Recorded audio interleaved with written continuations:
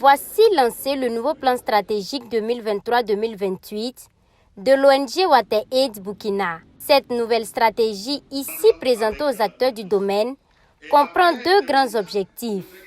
Cette stratégie va donc guider les interventions de Water-Aid durant les 5 prochaines années au Burkina. Et ce, en vue d'améliorer favorablement les conditions de fourniture d'eau, d'assainissement et d'hygiène aux populations.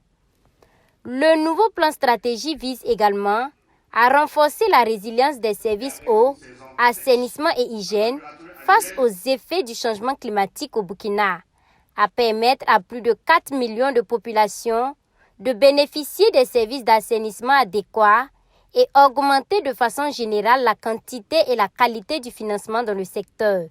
Le premier objectif qui est donc de délivrer des services d'eau, d'hygiène et d'assainissement sensibles au changement climatique, ça c'est le volet important du point de vue et des infrastructures et les actions de mobilisation sociale, de changement de comportement des acteurs. Le deuxième volet est plus donc sur le financement en quantité et en qualité des services d'eau, d'hygiène et d'assainissement, vise à entreprendre des actions de plaidoyer en direction du gouvernement, des bailleurs de fonds, du secteur privé, tous ceux qui peuvent donc contribuer, même jusqu'au niveau individuel. Cette nouvelle stratégie présentée en long et en large convainc les partenaires de la dite ONG. Le directeur général de l'eau potable, représentant le ministre en charge de l'eau, estime pour sa part que cette feuille de route établie par l'ONG Water-Aid va en droite ligne avec les objectifs du ministère en charge de l'eau et devra répondre efficacement et favorablement aux besoins des populations. Les thématiques qui sont en lien avec l'eau potable sont des thématiques dont les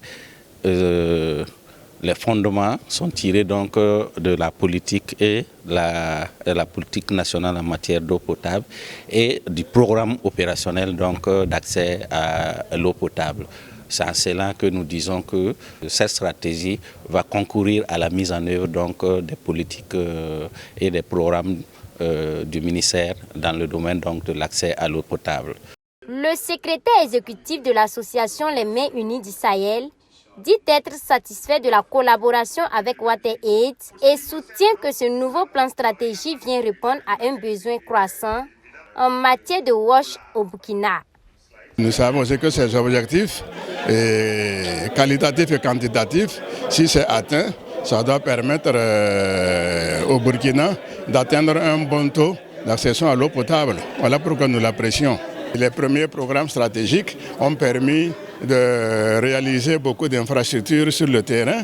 Nous sommes convaincus que ce programme aussi va nous permettre de satisfaire aux attentes des populations. Le directeur pays de Water-Aid se dit convaincu des résultats importants qu'apportera ce nouveau plan stratégique en matière d'accès à l'eau, à l'assainissement et à l'hygiène. Il invite ainsi ses partenaires à plus d'actions afin d'accompagner la mise en œuvre de cette stratégie. Pour la stratégie 2016-2022 de l'ONG Water-Aid, les motifs de satisfaction ont été notés en termes de construction d'infrastructures d'eau, d'assainissement et d'hygiène, sans oublier le renforcement des capacités des acteurs sur le terrain.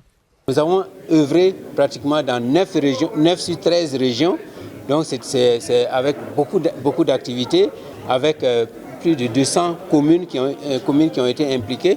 Donc au-delà des infrastructures, nous avons travaillé à renforcer le rôle de maître d'ouvrage des communes par même le recrutement des agents techniques d'assainissement pour les communes, donc pour outiller les communes à pouvoir prendre à bras le corps la question de l'eau et de l'assainissement. Pour la mise en œuvre de cette nouvelle stratégie 2023-2028, l'ONG Water-Aid doit mobiliser entre 15 à 20 milliards de francs CFA, selon Éric Mamboué, qui invite par ailleurs les partenaires techniques et financiers à soutenir sa structure dans la mobilisation des ressources, en vue donc de lui permettre d'atteindre les résultats escomptés au profit des populations rurales et urbaines.